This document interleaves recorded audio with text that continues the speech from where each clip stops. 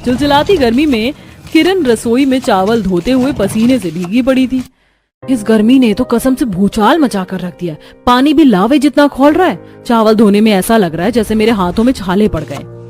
सच में इस गर्मी के मौसम ने तो सुकून छीन रखा है। सवेरा चढ़ता नहीं कि सूरज देवता आग उगलने लगते हैं। गर्मी से रात में नींद नहीं पड़ती और सवेरे रसोई में खाना पीना बनाने में लगना पड़ता है।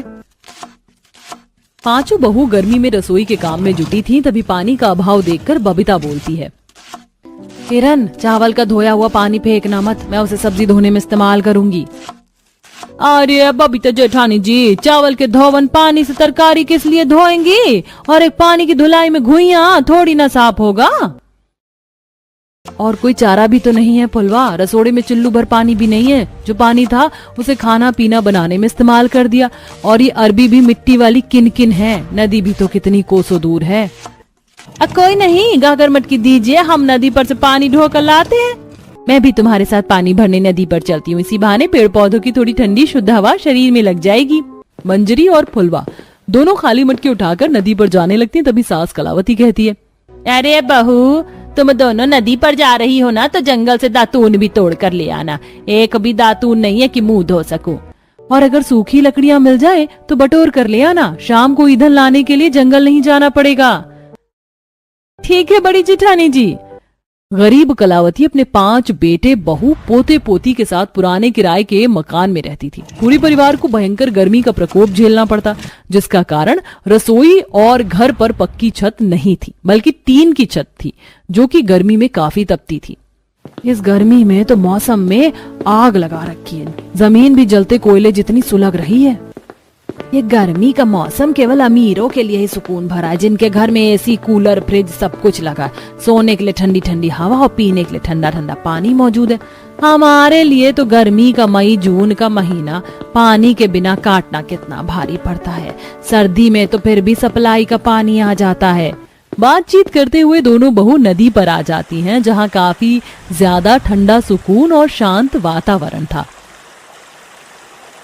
इतनी कड़ी गर्मी में भी नदी का पानी कल-कल बह रहा है। चलो एक एक डुबकी मार लेते हैं। इतनी दूर चिलचिलाती गर्मी में चलकर आने से पूरा शरीर पसीने चिप चिप कर रहा है। दोनों बहू नदी के ठंडे ठंडे पानी में छबक छबक के नहाती हैं। तभी मंजरी को नदी के बीचों बीच एक सुंदर सा हंस बैठा हुआ दिखाई देता है।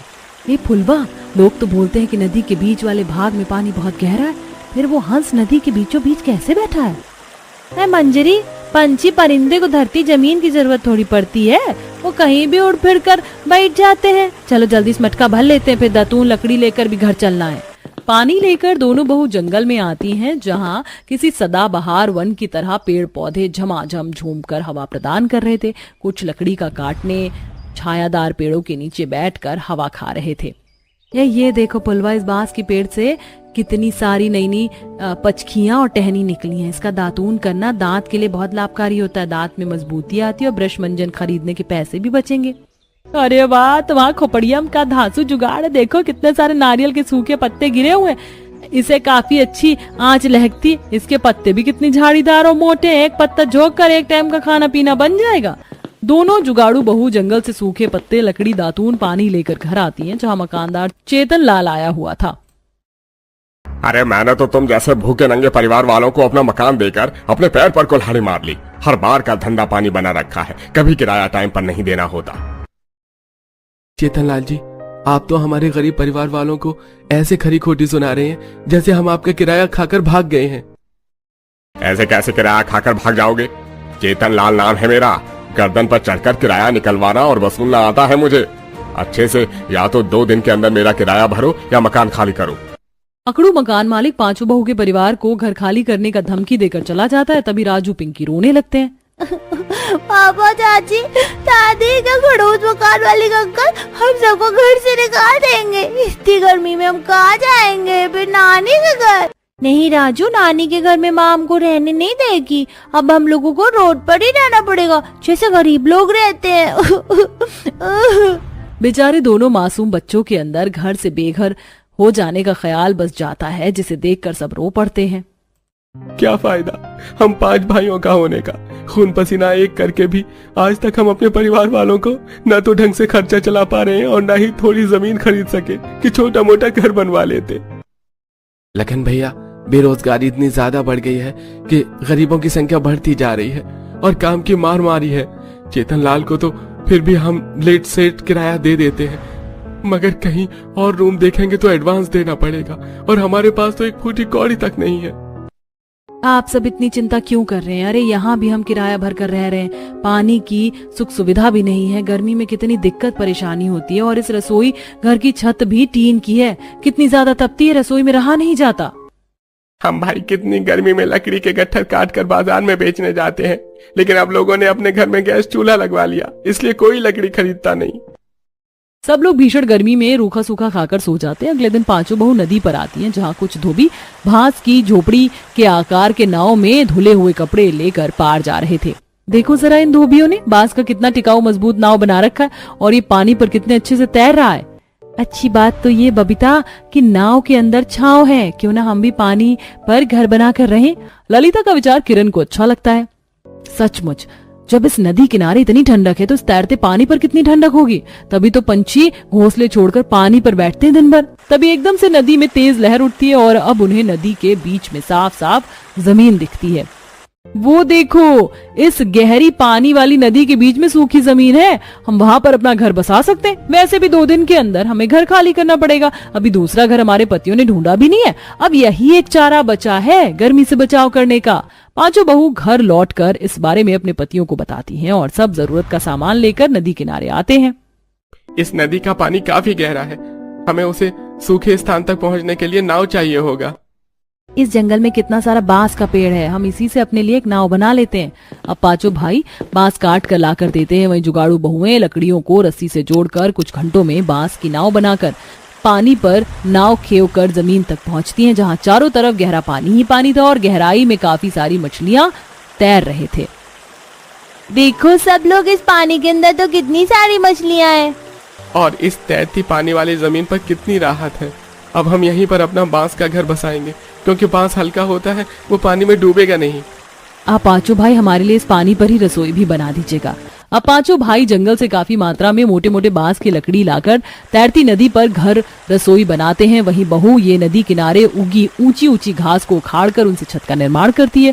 2 दिनों के संघर्ष के बाद उनका पानी वाला रसोई और घर तैयार हो जाता है। ये बल्ले बल्ले, अब हम लोग इस तैरते पानी वाले घर में मीठी मीठी नींद सोएंगे और मम्मी चाची हमको अच्छा अच्छा खाना बनाकर खिलाएंगे।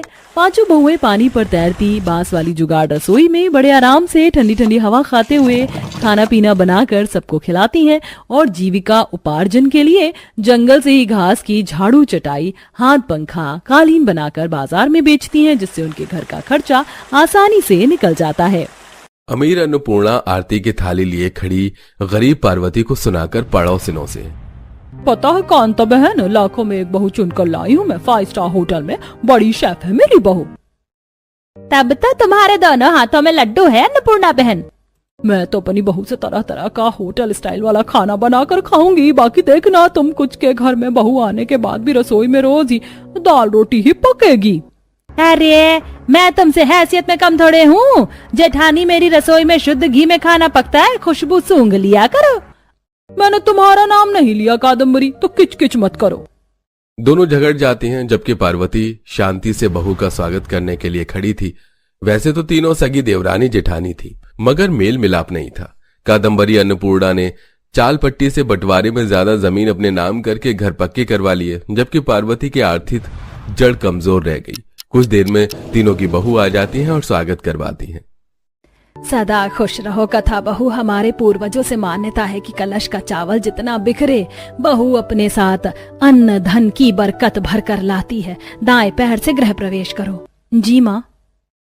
कलश गिराकर कथा गृह प्रवेश करती है, बाकी दोनों भी देखा देखी करती हैं। पायल बहू, कलश को पैर सही से लगाना ताकि चावल पूरे घर में बिखरने चाहिए, ताकि मेरी रसोई भी अन्न पानी से भरी रहे। श्योर सासू माँ। दोनों कलश गिराती हैं, मगर कुछ दाने फैलते हैं। तभी अन्नपूर्णा खींचे मन से, ये क्या निशा बहू, तुझसे गृह प्रवेश की रस्म भी ठीक से नहीं निभी तो फिर रसोई कैसे संभालेगी। मम्मी जी, इन रिवाजों से कुछ नहीं होता। आपकी शेफ बहू असली दम कल रसोई में दिखाएगी। बस बहू, कुछ ऐसा बढ़िया बनाना की खुशबू से ही ये दोनों जलकर खाक हो जाएं और इनको मालूम चलता है कि मेरी बहू के खाने से किसी का मुकाबला नहीं। इसी प्रकार अगला दिन शुरू होता है। कथा किरण फूटने से पहले उठकर सफाई करके चूल्हा लीपकर भोजन पकाना शुरू करती है। हे देवी अन्नपूर्णा, आज मेरी पहली रसोई है। मैं आपको न्योता देती हूँ और विनती करती हूँ मैं जो भी बनाऊं स्वादिष्ट बने। कुछ देर में कथा सब कुछ तैयार कर लेती है, जहाँ कादम्बरी छत पर व्यायाम कर रही होती है। सुबह की ताजी हवा शरीर में लगती है तो मन प्रसन्न हो जाता है। बेड़ा गर्क हो ये, किसके आंगन से इतनी तेज धुआं उठ रहा है। कादम्बरी छत से पार्वती के आंगन में झांकती है और खाना बनाते देख लेती है। इस पार्वती की गरीब बहू ने तो बाजी मार ली, मगर मेरे घर की रसोई में हलचल नहीं है। मतलब बहू की नींद नहीं खुली। कादम्बरी बहू के कमरे में आके, पायल बहू, तुझे कोई होश खबर है कि नहीं? आज तेरी पहली रसोई और तू पैर पसार के सोई है। उठ गई मम्मी जी।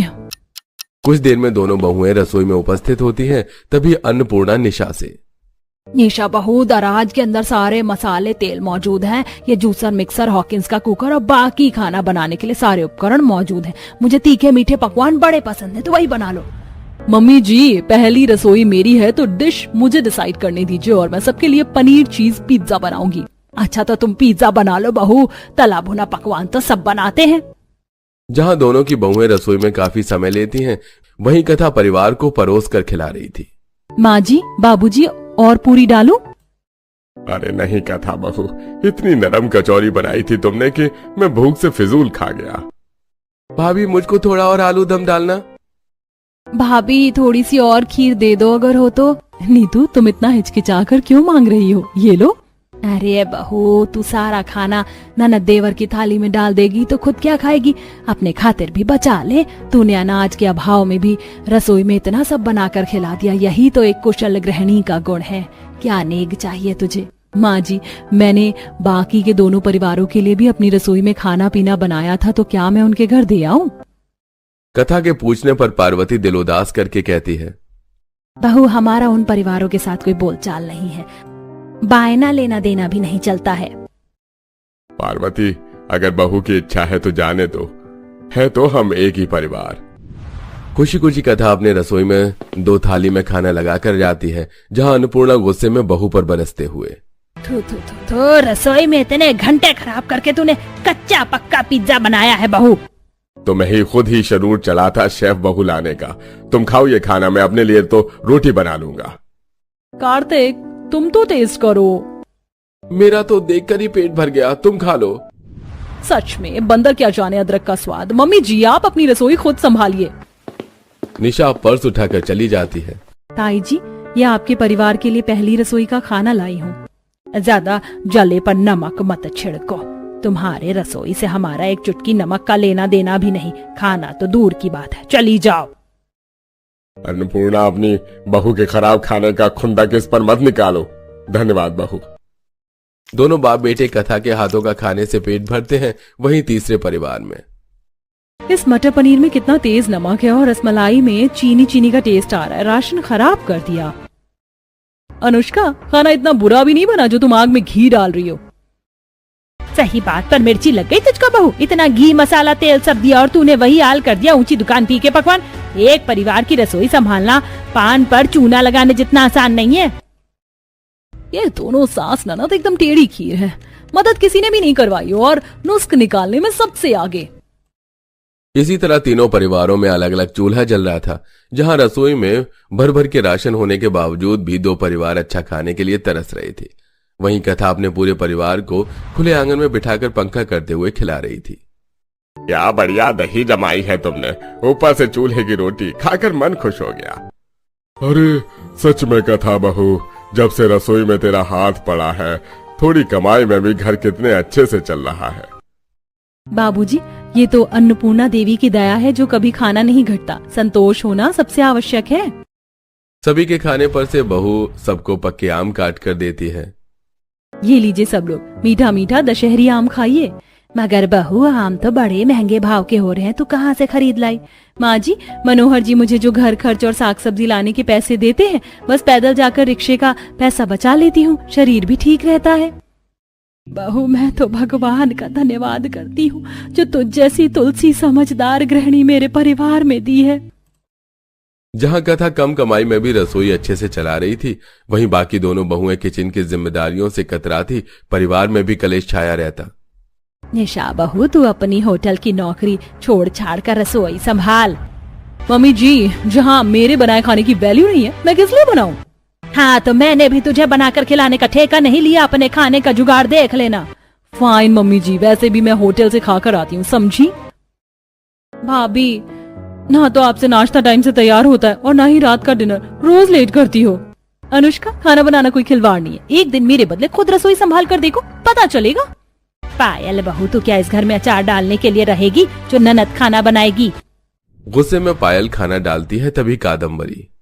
देखो जरा कैसे बर्तन मांजते हैं, बर्तनों से चिकनाहट नहीं जाती है, न कभी रात को जूठे बर्तन धोकर सोने की आदत है, रसोई में बरकत तो रही नहीं है।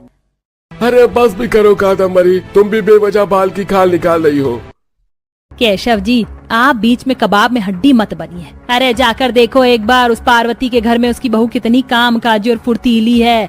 सुबह 5 बजे से जाग कर रसोई की जिम्मेदारी में लग जाती है, कभी जूठे बर्तन आंगन में छोड़कर नहीं सोती। मम्मी जी, बातों का मोर्चा निकालना तो कोई आपसे सीखे। कथा की सास ननद उसका हाथ बटाती है, बहू पर सब थोप नहीं देती है। मैं तो कोसती हूँ, किस खानदान में शादी हो गई, आपसे अच्छा उनका परिवार है। अब मैं अपना चूल्हा रसोई अलग करूंगी। देखा, आखिरकार तूने अपने लक्षण दिखा ही दिए। ना बहू की तू घर तोड़ने वाली है। दोनों सास बहू में झगड़ा बढ़ जाता है, तभी पार्वती का परिवार आता है। ताई जी, पायल शांत हो जाइए, परिवार में थोड़ा बहुत मनमुटाव होता है। पायल बहू शांत हो जाओ, कादम्बरी जीजी तुम्हारी सास है, उनका तुम्हें बोलने का अधिकार है। घर की रसोई परिवार की एकता होती है। तुम अगर अलग बनाओगी खाओगी तो कितनी बातें उछलेंगी इस परिवार की। ठीक है चाची जी, मैं चूल्हा अलग नहीं करूंगी, लेकिन मेरी एक शर्त है, इस 3 परिवार का खाना पीना एक रसोई में बनेगा और एक ही जगह चूल्हा चलेगा। थोड़ा सोच विचार कर सबसे बड़ी अन्नपूर्णा कहती है, मैं तो तीनों परिवार की रसोई एक के लिए राजी हूँ। बनाओ आज से तीनों मिलजुल कर खाना। आखिर में तीनों परिवार की सास गिले शिकवे भूल कर एक रसोई कर लेती हैं, मगर तीनों परिवार का खाना एक रसोई में बनते देखकर पड़ोसनों को हजम नहीं होता है।